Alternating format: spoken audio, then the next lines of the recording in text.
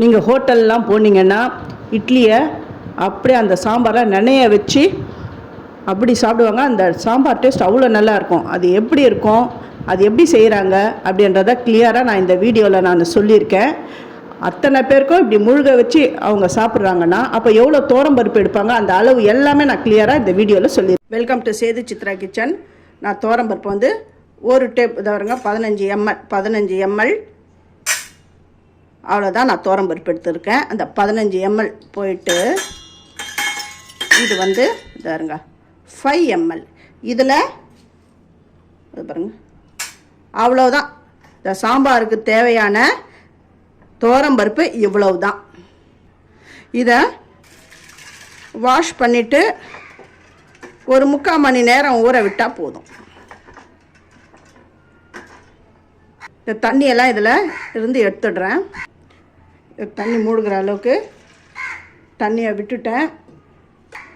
இது ஒரு அரை மணி நேரம் இல்லை ஒரு 3/4 மணி நேரம் இது ஊறட்டும்.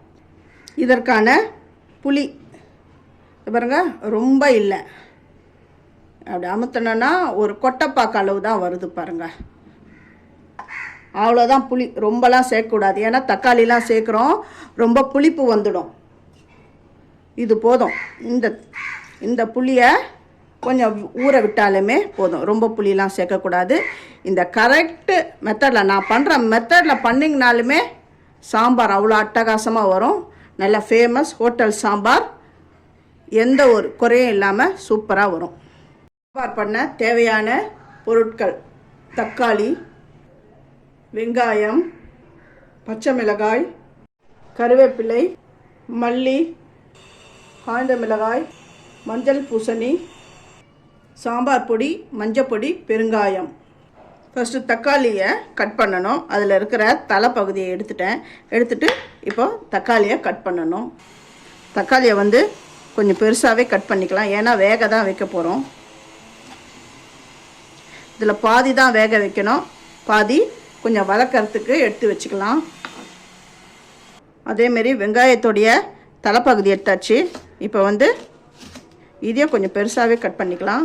கட் பண்ணிட்டு எல்லாத்தையும் போடக்கூடாது, கொஞ்சத்தை வதங்கிறதுக்கு எடுத்து வச்சுக்கணும்.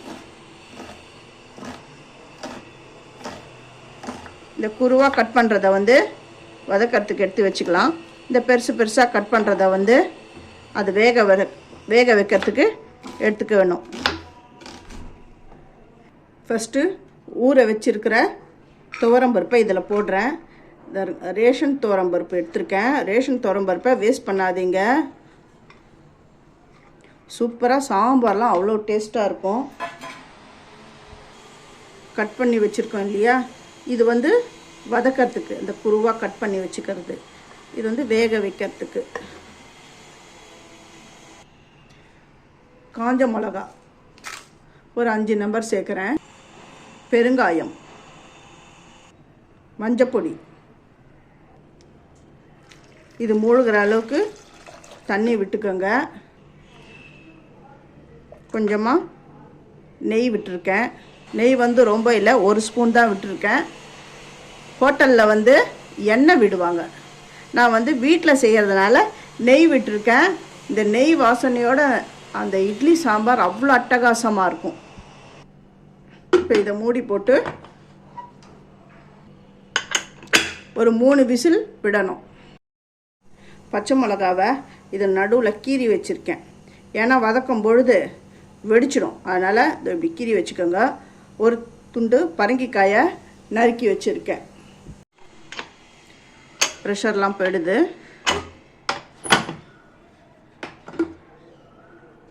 பாருங்கள், இப்போ இதில் இருக்கிற தண்ணியை நான் இருத்துடுறேன். இது இருத்துட்டு இது வந்து நல்லா ஆற வைக்கணும். ஆற வச்சுட்டு மிக்ஸி ஜாரில் போட்டு நம்ம பேஸ்ட் மாதிரி அரைச்சிடணும். இது நல்லா ஆறிடுது. இது ஒரு மிக்ஸி ஜாரில் போட்டு நான் பேஸ்ட் மாதிரி அரைக்கிறேன். இந்த சாம்பார் வந்து ஹோட்டலில் எத்தனை பேர் வந்தாலும் அந்த துவரம்பருப்பை வந்து கம்மியாக தான் சேர்ப்பாங்க, ஆனால் சாம்பார் அவ்வளோ குவான்டிட்டி வரும். எத்தனை பேர் வந்தாலும் இந்த சாம்பார் வந்து அத்தனை பேருக்கும் சர்வ் பண்ணுறாங்கன்னா அதுக்கு இந்த மெத்தடை தான் ஃபாலோ பண்ணுவாங்க. அதாவது இந்த சாம்பாரே நான் 4 பேருக்கு இந்த சாம்பார் நான் ரெடி பண்ணியிருக்கேன். அப்போது எந்த அளவுக்கு துவரம்பருப்பு எடுத்து அவங்க பண்ணுவாங்க பாருங்கள். கம்மியான அமௌண்ட்டில் தான், கம்மியான அளவில் தான் துவரம்பருப்பு எடுத்து அந்த சாம்பார் பண்ணுவாங்க. ஆனால் டேஸ்ட் அட்டகாசமாக இருக்கும். இதை பேஸ்ட் பண்ணி எடுத்துன்னு வந்துடுறேன். நல்லா அரைச்சி எடுத்துன்னு வந்துட்டேன். இதில் இருக்கிறதெல்லாம் இதில் எடுத்துடுறேன். அடுத்தது இந்த புளி கொஞ்சமாக விட்டுருக்கேன் இல்லையா, இதை கரைச்சி எடுத்துக்கணும். கொஞ்சம் தண்ணி விட்டு கூட நம்ம கரைச்சிக்கலாம். இதை நல்லா கரைச்சி நான் வடிகட்டிக்கிறேன். வடிகட்டி இந்த புளி தண்ணி எடுத்துக்கிறேன். அடுப்பில் சட்டியை வச்சுருக்கேன். கடுகு, சீரகம், வெந்தயம், வாசனைக்காக ஒரு 2 காஞ்ச மிளகா அப்படி கிள்ளி போட்டுக்கிறேன். கொஞ்சமாக கருவேப்பிலை,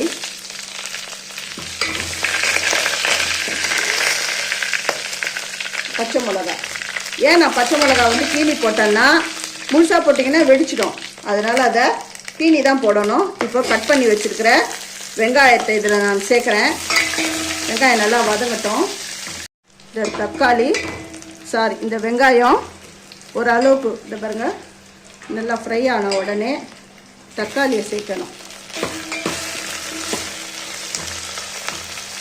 தக்காளி கொஞ்சம் வதங்கட்டும். இது கூடவே வெட்டி வச்சிருக்கிற பரங்கியை இதில் சேர்க்குறேன். இதெல்லாம் ஒன்று சேர்ந்து வரணும். அது வரையும் அடுப்புலேயே இருக்கட்டும். இதுக்கு சாம்பார் பொடி ஏற்கனவே காஞ்ச மிளகாலாம் போட்டு அரைச்சிருக்கிறேன். அதனால் பார்த்து சாம்பார் பொடி சேர்த்துக்கோங்க. நான் 1.5 ஸ்பூன் சேர்த்துக்கிறேன். இப்போ கரைச்சி வச்சுருக்கிற புளி, கரைச்சி வடி கட்டி வச்சுருக்கிற புளி, அப்புறம் இந்த பருப்பு தண்ணி, இது எல்லாம் சேர்ந்து கொதிக்கட்டும். இந்த புளி அப்புறம் சாம்பார் பொடியோடைய இந்த வாடெல்லாம் கொஞ்சம் போகட்டும். நல்லா கொதிக்கட்டும். இதை இப்படி மூடி வைக்கிறேன். இப்போ சாம்பார் பாருங்கள் நல்லா பச்சை வாடை போக கொதி வந்துடுது. இந்த டைமில் அரைச்சி வச்சுக்கிற இந்த துவரம்பருப்பு கலவையை இதில் சேர்க்கணும். இதில் கொஞ்சம் தண்ணி விடணும். தண்ணி விட்டு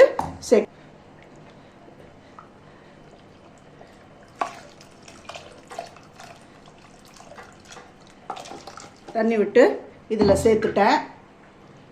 இன்னும் தண்ணி விட்டு கலக்கி சேர்த்துட்டேன்.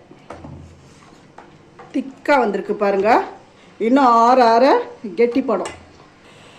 தேவையான அளவு உப்பு சேர்த்துக்கணும். உப்புடைய அளவு பார்த்துக்கோங்க. பார்த்துட்டு வேணும்னா கொஞ்சம் போட்டுக்கோங்க. இது கொதி வரட்டும். சாம்பார் ரெடி ஆகிடுது.